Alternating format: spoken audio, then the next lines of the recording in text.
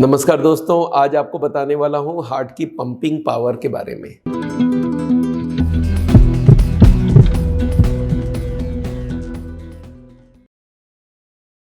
हर कोई को मालूम होना चाहिए हार्ट की पंपिंग पावर कितना होता है और हार्ट अटैक के बाद कम हो जाती है तो कितना कम होता है। ये सारी जानकारी आपके पास होनी चाहिए। नॉर्मली हार्ट की पंपिंग पावर को हम लोग बोलते हैं इजेक्शन फ्रैक्शन। इजेक्ट मतलब बाहर फेंकना, फ्रैक्शन मतलब परसेंटेज।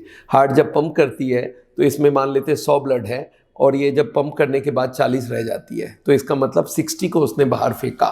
तो इजेक्शन फ्रैक्शन नॉर्मल आदमी का 60 होता है। अगर हम 5% आगे पीछे ले लें तो 55 से 65% तक हम लोग नॉर्मल इजेक्शन फ्रैक्शन मानते हैं, क्योंकि अगर हार्ट पूरा कॉन्ट्रैक्ट कर जाए ना तो अंदर जो वेल्व वगैरह है वो खराब हो जाएंगे। तो इसलिए हार्ट को पूरा कॉन्ट्रैक्ट नहीं किया जाता है, हार्ट इतना ही करता है, 60% नॉर्मल पंपिंग करता है। अब मान लेते हैं हार्ट अटैक हुई और हार्ट की पंपिंग पावर कम हो गई। हाँ, एक बात आपको बता दूं, हार्ट की 2 तरह की पंपिंग पावर होती है, एक तो लेफ्ट में होता है, एक राइट का होता है। लेफ्ट जो हार्ट होता है, लेफ्ट वेंट्रिकल बोलते हैं, ये पूरे बॉडी को ब्लड कर देता है और जब वो पंप करता है तो उसको LVEF बोलते हैं, लेफ्ट वेंट्रिकल LVEF। तो जब हम लोग खाली ये बोलते हैं तो आपको मानने चलना चाहिए left ventricular ejection fraction. Right वाली बहुत रेयरली डैमेज होती है, इसलिए राइट वाले की बात ज़्यादा नहीं की जाती है।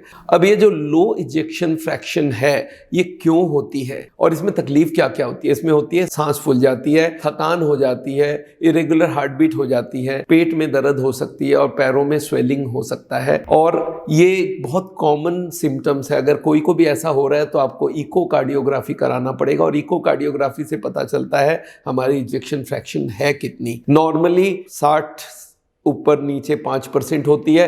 हाँ, कोई कोई की बढ़ी हुई भी होती है, 75-80 है तो हाई ब्लड प्रेशर में हो सकती है। और एक हाइपरट्रॉफिक कार्डियोमायोपैथी करके एक बीमारी होती है, उसमें होती है। लो पंपिंग पावर के भी 2 मेजर कॉज है। 99% कॉज होती है heart attack.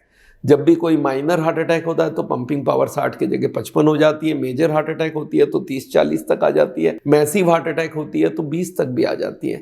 Minimum pumping power बचने के लिए 15% होनी चाहिए, इससे कम में बचना बहुत मुश्किल है। इको करते वक्त मैं आपको बता दूं, डॉक्टर जो करने वाला है उसके ऊपर भी डिपेंड करता है वो पंपिंग पावर को ठीक से पकड़ पा रहा है कि नहीं, क्योंकि heart is a moving organ.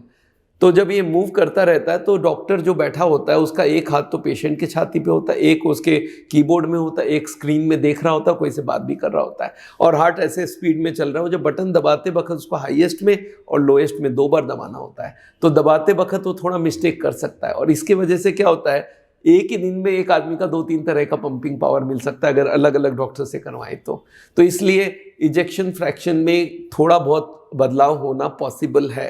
अच्छा, अगर लो इजेक्शन फ्रैक्शन हो तो करना क्या चाहिए? एक तो पानी कम पीना है, नमक कम खाना है और ये देखना है कि आपके पैरों में कोई स्वेलिंग तो नहीं आ रहा है। अपने आप को वजन करके भी आप अपना देख सकते हैं कि हमारे पानी जम तो नहीं रही बॉडी में। इसमें लंग्स में पानी जम जाती है और ये सबसे बड़ा प्रॉब्लम है। इसके लिए पानी का रिस्ट्रिक्शन दिया जाता है। कुछ ऐसी दवाइयाँ दिया जाता है जिनको बोलते हैं डायूरेटिक। डायूरेटिक मतलब खूब पेशाब होने वाली दवाइयाँ दी जाती है। और कुछ ऐसा दवाई दिया जाता है जिनको हार्ट की पावर बढ़ाने के लिए मदद किया जाता है। पर आपको कभी भी लो पंपिंग पावर हो तो अपने डॉक्टर को मिलिए, कार्डियोलॉजिस्ट से मिलिए। और अगर मेरे से कंसल्ट करना है तो ऑनलाइन कंसल्ट भी कर सकते हैं। दोस्तों, आज का लेक्चर यहीं पे ख़त्म करते हैं, पर आपको इजेक्शन फ्रैक्शन के बारे में इतनी जानकारी तो होनी ही चाहिए।